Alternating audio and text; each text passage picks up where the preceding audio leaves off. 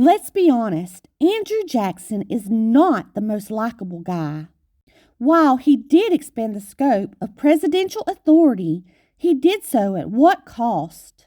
Jackson's powerful personality, boldness, and domineering style definitely played an instrumental role in his presidency. As you know, Andrew Jackson is probably one of America's most hated presidents, as he is seen as vengeful, self-obsessed, and close to an American Caesar. If I'm being honest, as a fan of both Daniel Boone and Davy Crockett, I have never been fond of Andrew Jackson, though I've never really studied his beliefs. However, I wasn't going to let my opinion of this man keep me from enjoying the Andrew Jackson State Park, which honors the 7th president, who is still the only president from the state of South Carolina. That being said, I actually learned a lot about the man after my visit to Andrew Jackson State Park, and as you would expect, not everything about him is detestable. However, there really is no excuse for his use of slave labor or his treatment of his own soldiers or the indigenous people. Just as people feel convicted about visiting old plantations and try not to support them, I'm sure some people may feel the same way about visiting Andrew Jackson State Park. In this vlog, I'm not trying to convince you to become an Andrew Jackson fan, but I am going to share with you what I learned about him, as well as information about this beautiful park. Andrew Jackson was born on March 15th of 1767 near Lancaster, South Carolina, to a family of Scots-Irish immigrants. Though there is a controversy of whether he is truly a son of South Carolina and not North Carolina due to being born on the border. Unfortunately, Andrew's father, Andrew, passed away a few weeks prior to his birth. As a result, Andrew's mother, Elizabeth, had to raise him and his brothers in grim poverty. According to records, Elizabeth and her sons went to live with her sister and brother-in-law, as an illness had rendered her sister an invalid. During Elizabeth's sons' upbringing, she would often regale them with tales of their grandfather who fought the British in Ireland. It is no real surprise then that during the American Revolution, the boys were eager to fight and required little encouragement from their mother to take up arms to fight the British. Elizabeth even allowed Andrew to enlist in 1779 at the mere age of only 12 years old.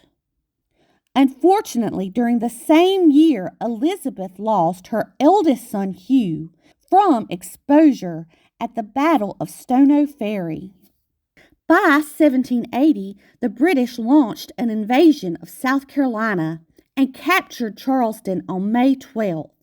Groups of soldiers and Tory sympathizers began to loot and pillage the countryside. By August, the British were in the area and massacred a large force of patriots, even after their surrender, leaving their mutilated bodies in their wake.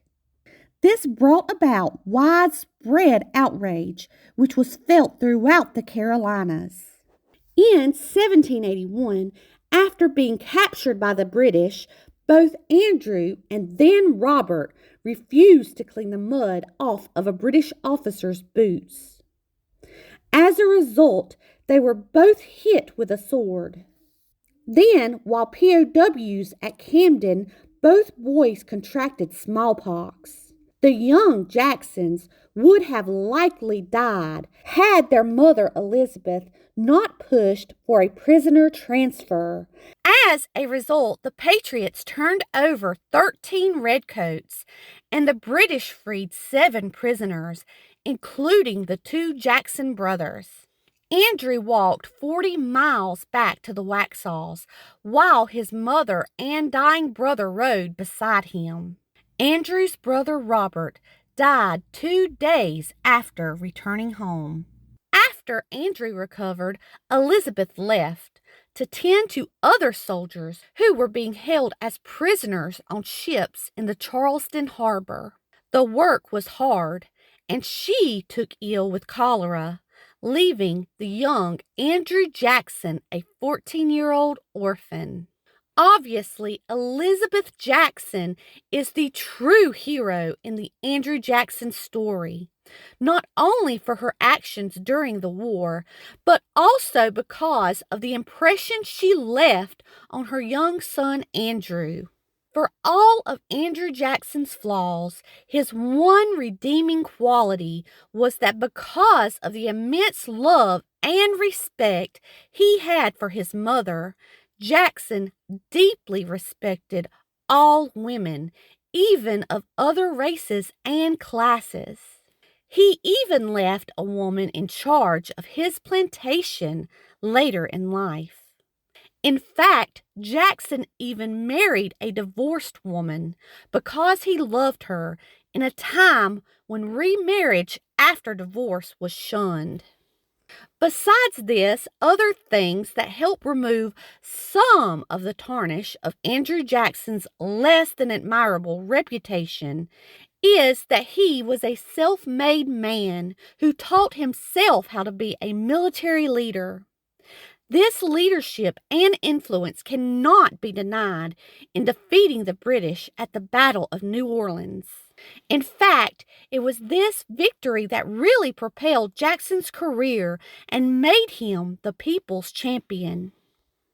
In addition, even if Jackson was tyrannical in his policies, there is no doubt that he kept the South in line and stopped earlier rebellion. By January of 1835, for the first and only time, all of the government's interest-bearing debt was paid off.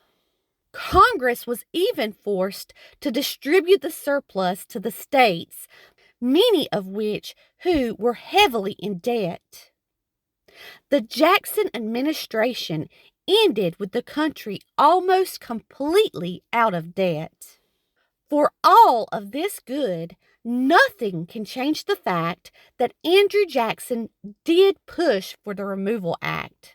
During my research, I came across several rebuttals for his actions against the indigenous people. First, people used the fact that he adopted 2 native children to downplay any hard feelings Andrew may have felt for the indigenous people. Second, it is documented that Andrew wanted to send the tribes out west to preserve their culture, as he knew that as more settlers came, they would eventually lose their identity. However, these excuses really don't make a difference. While I really don't know what his true motives were, aren't we all held accountable when our actions cause injustice and hurt others? Andrew Jackson's actions resulted in the death of 15,000 people. As far as the park is concerned, we really loved it. The campground is quite small, and it has a small bathhouse in the center of a 25-site loop. There are some prime campsites which offer views of the 20-acre lake.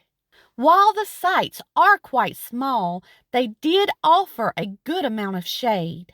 Like all parks, some campsites were more level than others.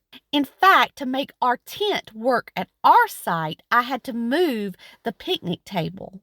Around the park's lake, which is actually a pond, there is a trail.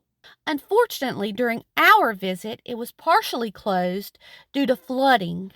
However, this trail does offer a way for campers to access the park's pier without having to walk on the main road.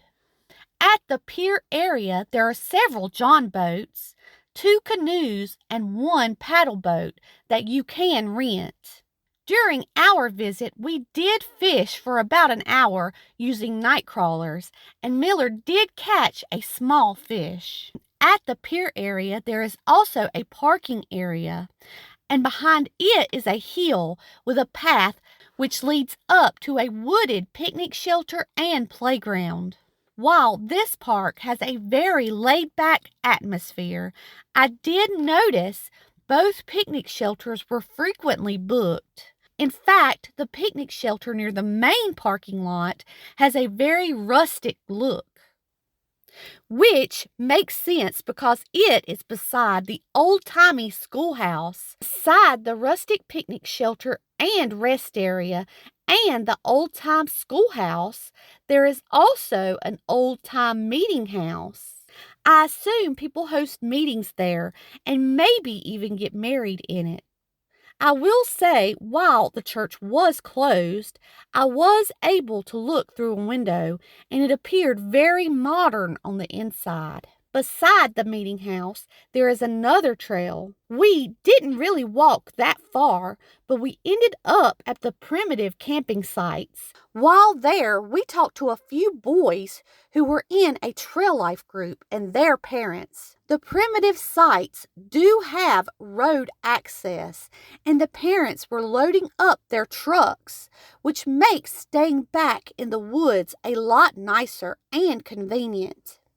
While walking around the main parking lot area, we noticed a large outdoor amphitheater, and I am interested to know what type of performances the park hosts here. Of course, one interesting aspect of this museum is it offers a log cabin museum and visitor center. Inside this museum, there are a bunch of hands-on and fragile artifacts. However, the main draw to the Andrew Jackson State Park is the Andrew Jackson statue, which is a grand monument depicting the young Jackson riding bareback on his farm horse. This large bronze statue, called Andrew Jackson, a Boy of the Waxhaws, was sculpted by Anna Hyatt Huntington and was donated by the Daughters of the American Revolution. Officially, on the state park's website, it claims that this park is 325 acres near Highway 521, about 9 miles north of Lancaster, South Carolina, and offers hiking, boating, camping, geocaching, fishing, and picnicking. I can attest that this state park is only a quick drive away from a few fast food chains and a Walmart. We actually ended up at the Walmart because this was the first time this year that I've had to purchase night crawlers. But ironically, on our last day at the park, my children met some friends who showed them how to hunt for worms. Of course, the highlight of our trip was completing the Junior Ranger program and collecting stamps for our Ultimate Outsider book. In addition, this state park is also near other interesting sites like the 40-acre Heritage Preserve, USC Lancaster Native American Study Center, the Old Waxhaw Church, and historic downtown Lancaster. In conclusion, as long as people continue to have compassion for others, our 7th president, Andrew Jackson, and his leadership will remain controversial. That being said, I would recommend this state park.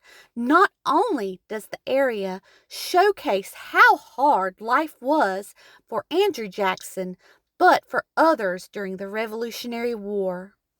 I hope that you have found this video helpful. If you will, please like it. And as always, thanks for watching.